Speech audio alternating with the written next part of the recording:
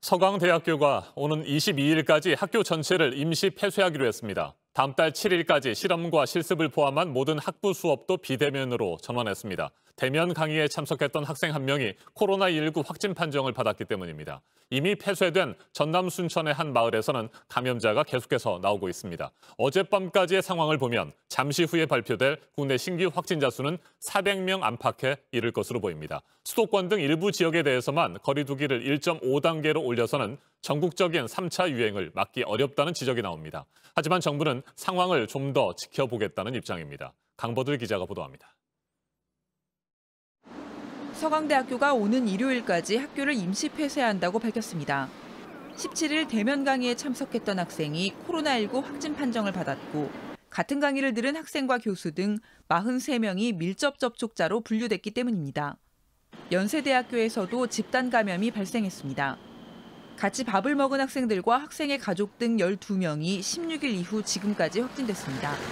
연세의료원이 전 직원에게 신촌에서의 모임과 식사를 자제하라고 공지할 정도로 확진자들의 동선이 신촌 전역에 걸쳐 있어 인근 대학가 전체가 비상입니다. 54가구, 110여 명이 사는 전남 순천의 한 마을에서도 확진자가 계속 늘고 있습니다. 어젯밤 확진된 3명을 포함해 지난 17일 이후 모두 15명입니다. 광양제철발 확진자와 접촉한 인근 마을 주민이 방문한 이후 경로당을 매개로 전파가 이어진 걸로 보입니다. 이 마을은 지난 18일부터 다음 달 1일까지 통째로 폐쇄돼 출입이 통제되고 있습니다. 최근 일주일 사이 하루 신규 확진자는 200명대에서 300명대로 훌쩍 늘었습니다.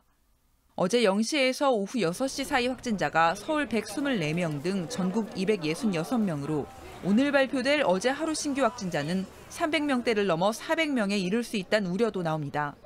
지금 저희가 생각을 했던 것보다 확진의 속도 그리고 질병이 진단되는 비율이 매우 높은 것은 사실로서 심상찮은 확산세에 질병관리청이 예정에 없는 긴급회의를 열어 거리두기 단계를 올려야 한다는 전문가 의견을 들었습니다.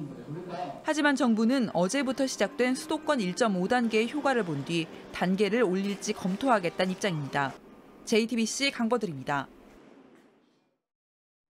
미국에서는 코로나19에 감염돼 목숨을 잃은 사람이 25만 명을 넘어섰습니다. 확진자도 하루 사이 17만 명 넘게 또 늘었습니다. 16일 연속 하루 10만 명 이상의 추가 감염자가 계속해서 나오면서 재확산세는 걷잡을 수 없는 상황으로 치닫고 있습니다. 조 바이든 대통령 당선인은 트럼프 대통령을 향해 역사상 가장 무책임한 대통령 가운데 한 명이라고 강하게 비난했습니다. 워싱턴을 연결합니다. 임종주 특파원, 미국의 코로나19 상황 날이 갈수록 더욱 심각해지고 있군요.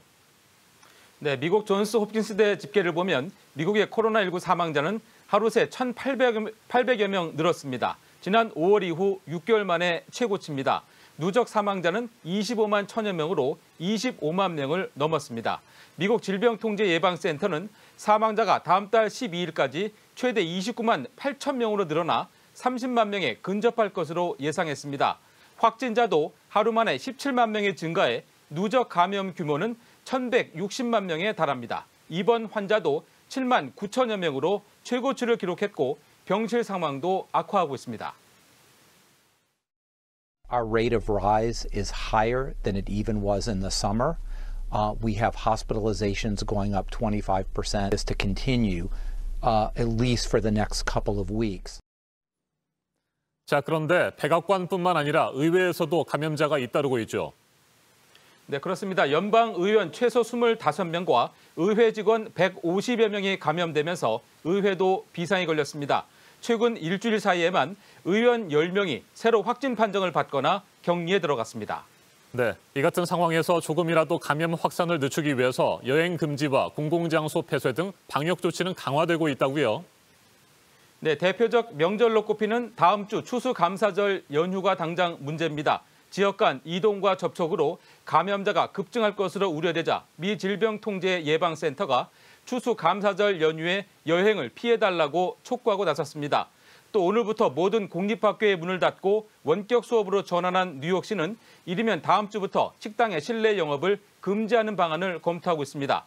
워싱턴 DC의 스미소니언 박물관과 국립동물원은 다음 주 월요일부터 무기한 폐쇄됩니다. 네, 조 바이든 대통령 당선인 주지사들과 화상으로 코로나19 방역 대책을 논의했다고 들었습니다. 트럼프 대통령도 강하게 비난했다고요. 네, 바이든 대통령 당선인과 해리스 부통령 당선인은 델라웨어 윌밍턴에서 주지사 10명과 화상회의를 열었습니다.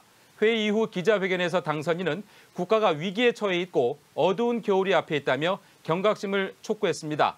또 트럼프 대통령을 겨냥해 역사상 가장 무책임한 대통령 중 한 명이라고 강도 높게 비난하고 지역별 상황이 달라 국가적 봉쇄는 하지 않을 것이라는 입장을 밝혔습니다. 트럼프 대통령이 대선 불복 입장을 고수하는 상황에서 손을 놓고 있다는 지적을 받아온 백악관 코로나19 TF도 바이든 당선인 기자회견 직후 브리핑을 열었습니다. 다만 펜스 부통령이 방역 상황과 백신 보급 계획 등을 설명했고 트럼프 대통령은 모습을 보이지 않았습니다. 지금까지 워싱턴에서 JTBC 임종주입니다. 인천 남동공단의 화장품 제조 공장에서 어제 발생한 대형 화재로 노동자 3명이 숨지고 소방대원 1명을 포함한 6명이 다쳤습니다. 은도금 작업을 하다가 화학물질이 폭발한 것으로 추정되고 있는데 목숨을 잃은 3명의 남성 노동자는 여성 동료들을 먼저 대피시키다가 화염을 피하지 못한 것으로 전해졌습니다. 오늘 오전 화재 현장에서 합동 감식이 진행됩니다. 하예빈 기자가 보도합니다. 인천 남동구 논현동에 있는 화장품 제조 공장에서 불이 난 건 어제 오후 4시 10분쯤입니다. 저녁 6시 50분쯤 불은 완전히 꺼졌지만 노동자 3명이 2층 창문 근처에서 숨진 채 발견됐습니다. 모두 20대에서 50대 사이 남성 노동자들입니다. 소방대원 1명과 여성 공장 노동자 등 6명이 다쳤고 이 중 4명은 인근 병원으로 옮겨졌습니다. 화재 당시 일부 노동자들은 공장 마당 1층에서 지게차를 이용해 2층 창문으로 나가던 노동자들을 도왔습니다. 숨진 노동자들은 건물 안에서 다른 동료들을 구조하다 밖으로 빠져나오지 못했습니다. 소방당국은 일부 노동자들이 대피한 이후 2차 폭발이 발생했고 건물 2층이 무너져 내려 내부 진입이 어려웠다고 설명했습니다. 불이 난 공장은 2층짜리 2개 건물로 화장품과 소독제 제조업체 일부가 함께 입주해 있었습니다. 소방당국은 공장 2층에서 일부 노동자들이 은도금 작업을 하다 사고가 난 걸로 보고 있습니다. 당시 작업자들이 아염소산 나트륨 등 화학약품을 썼다고 했는데 화염이 있을 때 폭발할 수 있는 물질이라는 겁니다. 경찰과 소방당국은 오늘 오전 10시 30분부터 합동감식을 벌이는 한편 공장 관계자 등을 상대로 정확한 화재 원인을 조사할 방침입니다.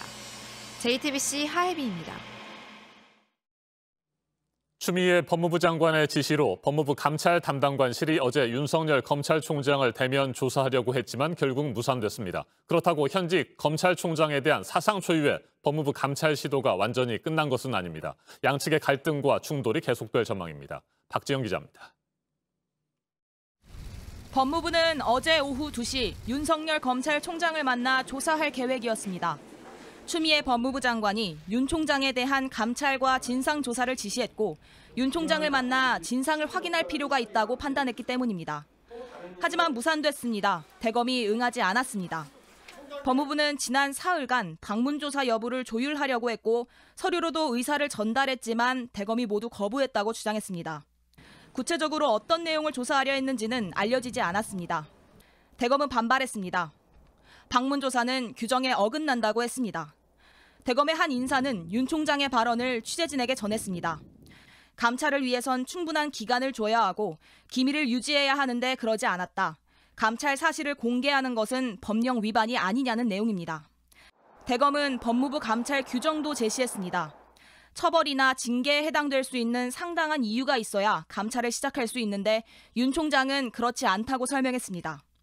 하지만 법무부는 윤 총장을 직접 조사할 계획입니다.